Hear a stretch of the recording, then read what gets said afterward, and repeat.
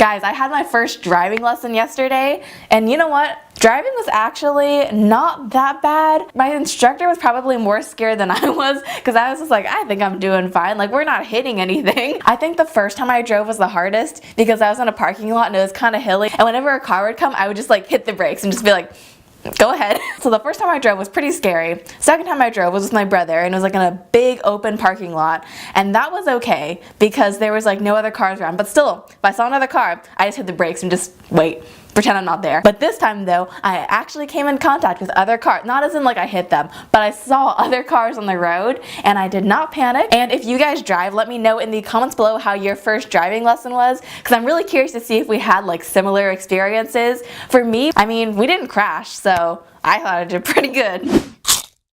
Hey guys, it's Rachel, and today we are making this adorable Sumikko Gurashi Kit Kat cake. I'm not sure if I'm pronouncing Sumikko Gurashi right. I feel like it should be phonetic, right? Just Sumikko Gurashi?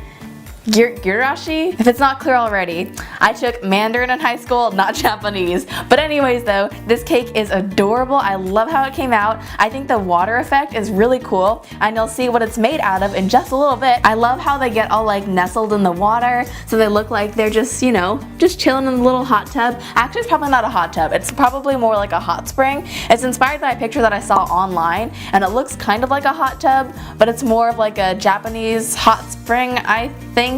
I should probably research my videos before I do them more. But anyways though, it's super cute, and if you haven't subscribed already, make sure to do so because I post 2 new videos every week. And without further ado, let's get started. First off, in a large bowl, you'll want 3 cups of flour. Then go ahead and add in a tablespoon of baking powder, along with a ½ teaspoon of salt. Then just whisk this all together. Once it is nice and combined, go ahead and set that aside. And in a separate bowl, you'll want 2 sticks of nice soft butter. Just to make sure these are nice and creamy though, we're just going to cream this until it gets nice and smooth. Then add in 2 cups of sugar, and you know the drill, just mix that until it gets nice and light and fluffy. Once you've achieved maximum fluff, you're just going to go ahead and add in 4 eggs. Normally I add these in one at a time, but today I just wanted to experiment with it and see what would happen if I added them in all at once. And you know what? Nothing bad happened. The cake didn't explode, and you can see it just gets really nice and smooth, so works out fine. Now you're going to add in a tablespoon of vanilla extract and just mix that through. At this point, you're going to add in about half of the dry ingredients and just mix those in.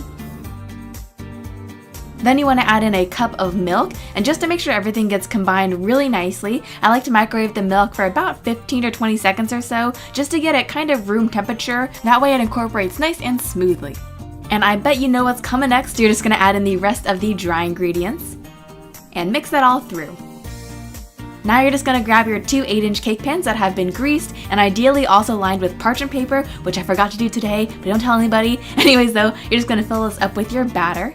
You can see I'm using an ice cream scoop and just alternating, just to make sure the batter is divided perfectly evenly.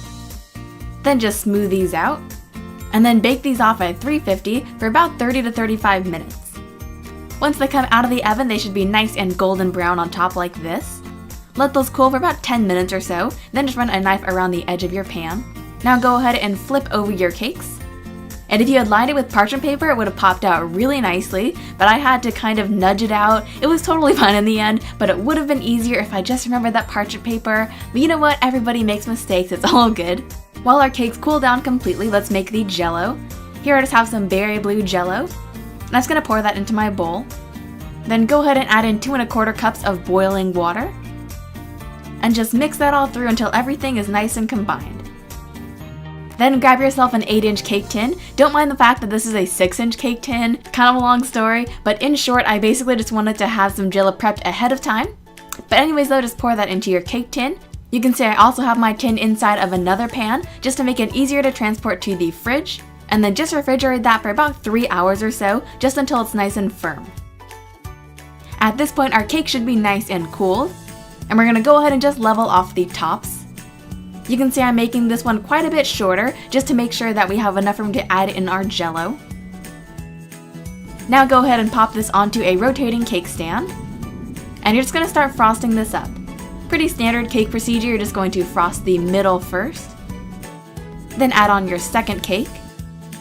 and then frost the outside with a crumb coat, basically just a super thin layer of frosting just to lock in all of those crumbs. And by the way, I'll have the recipe for this frosting over on my website, and that'll be linked in the description box below. Now I'm just going to add on my final layer of frosting. It doesn't have to be perfect because we're going to line the outside of the cake with Kit Kats, and we're going to cover the top of the cake with Jell-O, so really it does not have to be perfect at all. And now it is time for the Kit Kats. In total, I used about 15 packages of these standard size Kit Kats. I know it sounds like a lot, but it is a pretty extravagant cake, and of course you can buy this in a king size package, and now that it's kind of Halloween time, there should be no shortage of Kit Kats. And when you get towards the end, if you find that your Kit Kat doesn't fit perfectly, you can always trim down the size of your Kit Kat. And just like that, you can make it work. Alright, now all of our Kit Kats are on the cake, and you can see this looks so cool, just like a little hot tub fence. And now let's grab our completely set Jell-O. I'm just going to grab a butter knife and go ahead and cut the Jell-O into squares. You want to cut these squares as small as possible, depending on how choppy you want your hot tub to look. And you can see this looks just like water. It's so cool. It's all clear and shiny. Anyways though, you can see this is going to be perfect for our water. It also throws off the exposure on my camera, I later found out, but luckily you can still see what I'm doing, and it'll get better right about now. There you go, you can see this looks just like water in a hot tub. It's super cool. Now hear me out on this one. You're gonna grab a kitchen torch and just start torching the Jell-O. I know you're probably thinking like, Rachel, are you sure about this one? But when you torch the Jell-O, it kind of melts down those corners and makes them nice and smooth and water-like. This way it doesn't look like it's super choppy water in the hot tub, it just looks kind of softer and more ocean-like. If you're not comfortable using a kitchen torch though, you can definitely skip this step, or you can use a hairdryer. And just make sure you're not torching the Kit Kats. Alright, that's looking awesome. Just pop that off into the fridge for now. And then we'll just work on our decorations on top. Here I just have some white fondant, and I'm shaping it into kind of an oval shape. Then I've just cut off the bottom so it stands up nicely. Then I'm just grabbing some more white fondant and just rolling it into another oval. Go ahead and press some pink fondant on top. This is going to be for the ear. Then just cut that in half. And attach it to the body with some water. Looking super cute already. Now for the facial details, you're just going to grab some black fondant and add on an oval for the nose and 2 circles for the eyes. And of course it always helps to use water to attach fondant to fondant. Then add on some cheeks using pink fondant. And by the way, that's powdered sugar on my work surface just to make sure that nothing sticks. And I'm adding on the little kind of towel on the head with some pink fondant. In the original picture, this is actually one of the Sumikko Gurashi characters, but I thought it'd be a little bit crazy to try to fit a face on the front of the towel there. So I'm just going to grab some white candy melts and just add on some dots. And you can see that is looking so cute. Go ahead and set that aside for now. Then let's make his little friend Tapioca. I'm just grabbing a pink blob of fondant. I've just cut off the bottom, and I'm going to add on the face with some black candy melts. In the actual picture, the Tapiocas never smile, but I couldn't bear to make such a sad little Tapioca, so I had to add on a little smile. Now let's make Penguin. I'm just grabbing some green fondant, and I'm shaping it into an oval again. Then I'm going to cut off the bottom. And now we're going to add on the mouth with just a little oval of yellow fondant. Now add on some detail with the back of a knife. Then add on the eyes with black candy coating. And brush on some more water onto the little tummy. After that, press on a circle of white fondant. Give him a belly rub. And then cut off the excess. Now I'm going to add on some arms with some more green fondant. And I know someone's going to ask about this, so no, you probably don't want to eat the entire character because it's going to be a mouthful of fondant, but they look so cute, and using fondant is really the easiest way to do this. So you can see I've just added on the little cucumber that he's always holding. I really don't know why he's holding a cucumber. If someone can explain that in the comments below, that would be helpful. But anyways though, now I'm just adding on the towel on his head. Kind of a funny story about this, I made that towel on his head, I think 4 times. You can see this is a different time of me making that towel on the head. I think the problem was that I was making the dots too big and raised with the candy quick, but you know what they say, 3rd time's the charm. And sure enough, I didn't like that one either, so I threw that one out. And then finally, I gave up on using the candy quick, and I just made this with green fondant. I just brushed some water all over the surface of the towel, and then I added on those green fondant dots because I later realized that the dots aren't even blue in the first place, they're green. Then I brushed some water onto his head and popped on the towel for the last time. And you can see these look absolutely adorable. The last step is just to pop these into your cake. And you can see they fit really nicely in that jello if you just give them a little push. You also want to make sure you add them in right before you serve, otherwise the fondant might weep a little bit in the jello. And that's it.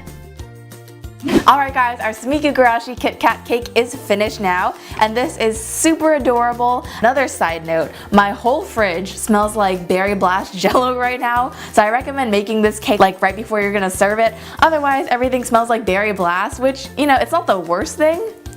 It's not the best thing either though, because it's just it's quite the arresting scent because I open my fridge and it's like, oh right, I made a cake. In any case though, this cake is super cute and I really hope you guys give it a try. And if you haven't subscribed already, make sure to do so right up there because I post 2 new videos every week. You can also follow me on Facebook, Instagram, Snapchat, and Twitter at kawaiisweetweets. And you can check out my website for the full recipe for this cake over on kawaiisweetworld.com. And I'll see you guys all on Friday. Alright, talk to you next time. Bye guys.